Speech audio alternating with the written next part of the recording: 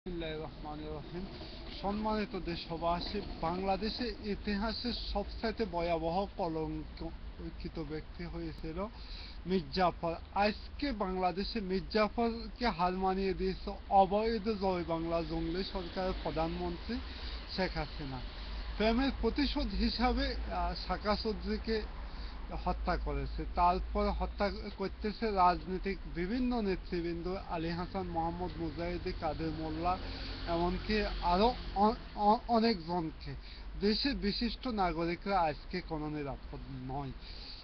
তারপর এখন দেশের জনগণ প্রায় প্রায় 97% জনগণ এখন অবৈধ জয় বাংলা জঙ্গলিদের বিরুদ্ধে অবস্থান নিয়েছে। এখন শুধুমাত্র 3% সন্ত্রাসী দিয়ে দেশের ক্ষমতাকে দখল করে রেখেছে। এরপরে তারা অনেকে মন্তব্য করতেছে বিএনপির নাকি কোনো এখন পর্যন্ত সমস্যা আছে। আমি বিএনপির কোনো সমস্যা দেখতেছি না। বিএনপির মাঝে কয়েকজন শুধুমাত্র দালাল আছে, একজন আছে এর মাঝে শীর্ষস্থানে, তার দেশ নেত্রী বেগম খালেদা জিয়া ও ভালো করে জানেন। এখন শুধুমাত্র একটা ডিক্লার হবে, ডিক্লারের পরে দেখবেন দেশের জনগণ কি করে।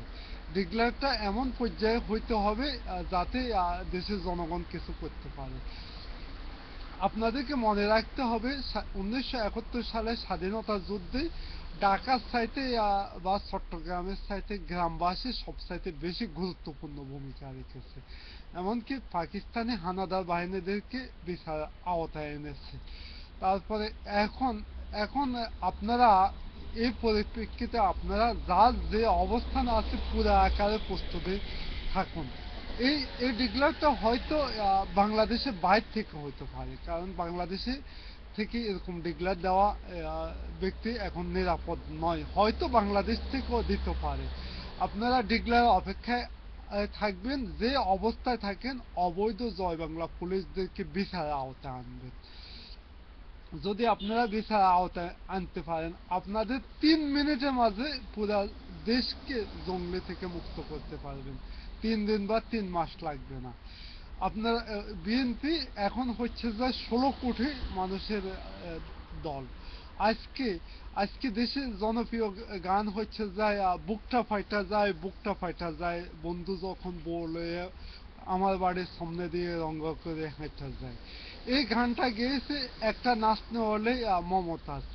এই গানটা গাওয়ার জন্য তাকে সংসদ সদস্য পর্যন্ত বানানো হয়েছে, কারণ শেখ হাসিনা মনের কথা বলেছে। সম্মানিত দেশবাসী, আপনারা পুরো আকারে প্রস্তুত থাকেন। দেশ এবং জাতিকে আমরা উদ্ধার করব দেশ নেত্রী বেগম খালেদা জিয়ার নেতৃত্বে। খোদা হাফেজ বাংলাদেশ।